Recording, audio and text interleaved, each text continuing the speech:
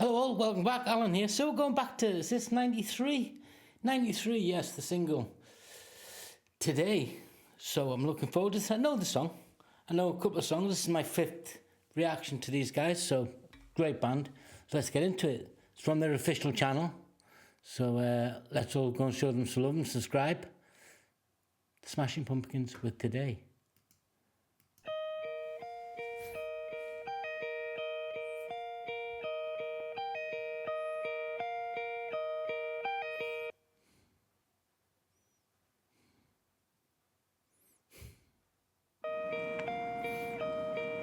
An ice cream cone. We have an ice cream.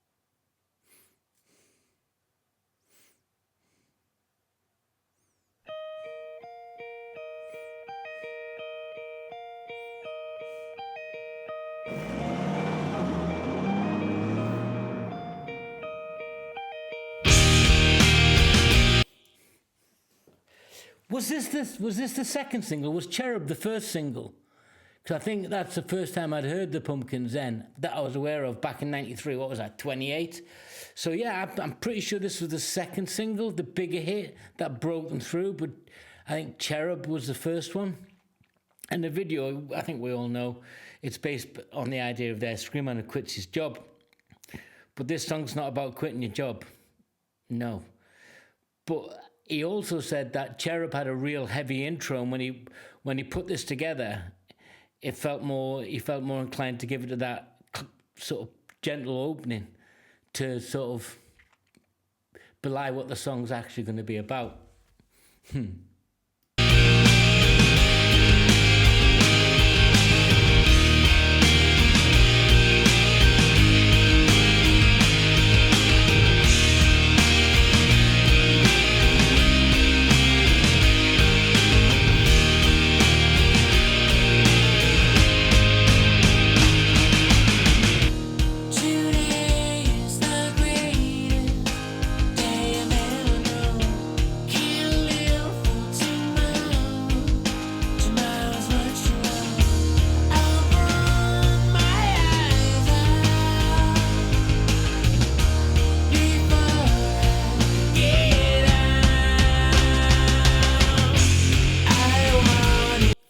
Doesn't look great here. I like the video, but let's look at that opening.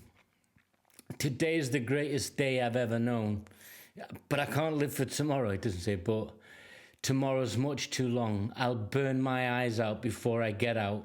Oh, dear me. So it's depression. It's the deepest depression you can be in when the thought of being around through one day, through the day you're about to experience, let alone another, is just way too much. And I guess when I was 28, I'd had enough crappy days by then. And I've always had this thing. I don't know about you guys. Let me know when I hear a song and it has that maudlin or it has a real deep depression to it. I kind of just ease into it because I think, well, it's not me, not today. Because I'm not listening to a miserable song when I feel miserable already.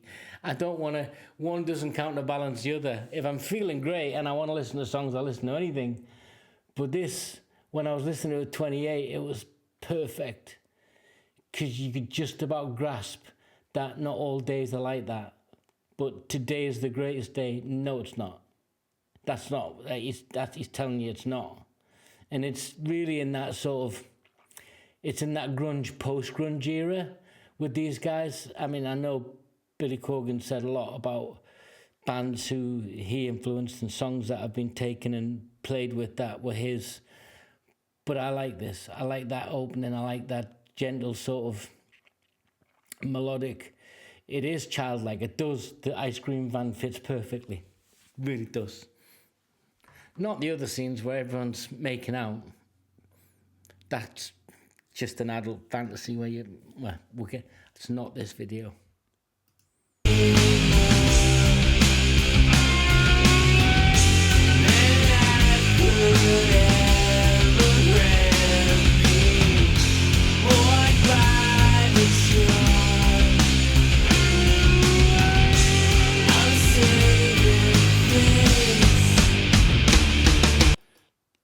Bored with trying to look good. When somebody asks you how are you and you say you're all right, when the reality is you might not be, but you say you're all right, and he's bored with that, bored by the chore of saving face. He wants more than life could ever grant me in that moment. The song, and he talks about Billy Corgan. He says he'd had the suicidal ideation thoughts, or he had that thought about what it would be. How would you say that? How would it be? And he's laying it out beautifully here. It's someone who's just absolutely got a cognitive dissonance, just is not going to play that game. Is aware of it as well, acutely aware. And he's got hair. Today's the greatest day I've ever known. Can't wait for tomorrow. I'm on the heaven. I'll tear my heart out before I get out. Pink ribbon scars, but never forget. I tried so hard to cleanse these regrets.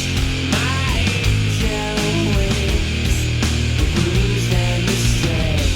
My bullet stings. Today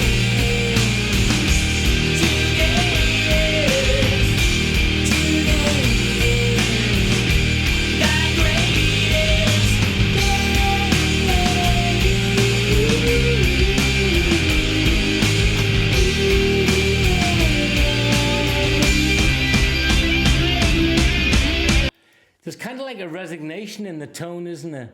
But the music's really got a dark tone to it. So there's a resignation in the lyrics, but it's not sad. It's like, yeah, okay, this is it. I'm not doing this anymore. I don't want to do this anymore. This was released in '93, produced by Butch Vig, a song written by Billy Corgan. It was a relative decent hit, 40 odd in the US Billboard 100, 16 in the UK singles chart, certified gold. But the album itself went on to generate, was Gish the first album, right? So this was the breakthrough album, if you like. Cherub Rock, which they thought was going to be the breakthrough song, wasn't. This was. This broke people going to get the album, then gathered more steam.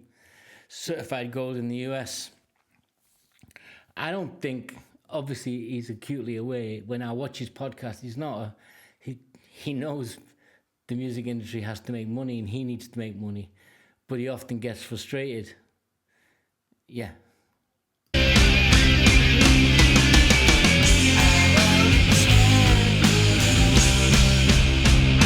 And that frustration is borne out in this song.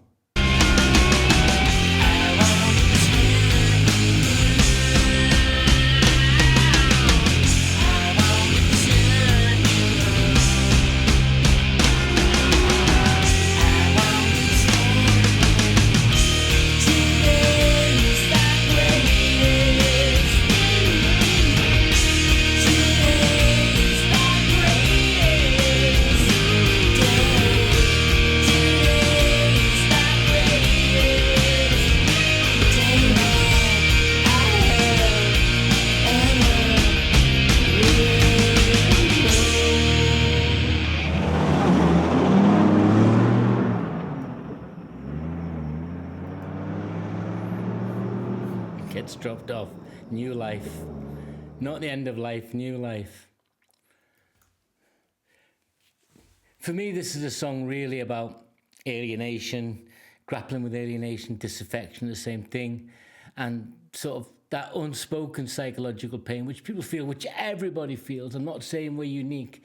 All of us have those moments of living in that bluesy day. It's if it goes on day after day, you've got a problem.